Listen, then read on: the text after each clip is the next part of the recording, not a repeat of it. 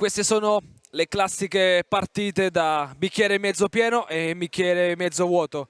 Dalla parte di Caserta un punto conquistato al tie break, visto che la vittoria è andata alla Zanetti Bergamo solamente al tie break per 3-2, ma la Golden Tulip ha rimontato una partita che sembrava persa già dopo due parziali, visto che la formazione ospite con Sara Lode e compagni si sono portati sul 2-0, praticamente dominando i primi due parziali, il primo chiuso 17-25 e poi 22-25 con un vantaggio che c'è stato sin dall'inizio del set.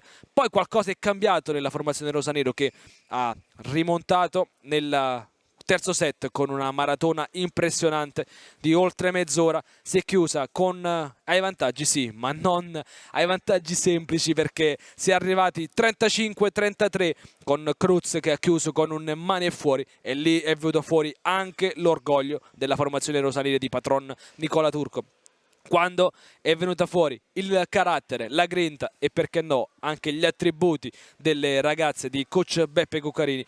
La gara è completamente cambiata, il Pallavignola si è surriscaldato e il quarto set è andato anche quello a favore della squadra di casa, 24-26 con Cruz che chiude in diagonale. Poi il quinto parziale, il tie break, è un match a sé, lo sappiamo, e quindi tantissimo equilibrio nelle prime battute. 7-8 si gira a campo con Bergamo avanti di 1, però poi lì qualcosa cambia perché il pubblico del Pallavignola incita le proprie ragazze, però c'è un gruppetto, 10 persone arrivati da Bergamo, che lanciano le proprie beniamine verso la vittoria.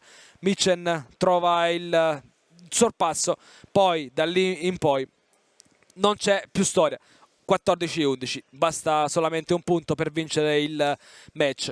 Non c'è più storia perché poi sull'11-14 al primo tentativo Loda chiude e regala 2 punti importanti a Bergamo, che dà continuità alle vittorie dopo il 3-0 dopo la vittoria 3-1, perdon, prima di questa gara. Caserta invece in anella la seconda sconfitta, però questa è una sconfitta che fa meno male perché in casa con un punto si torna a casa e con il morale che dice che può giocarsela contro chiunque.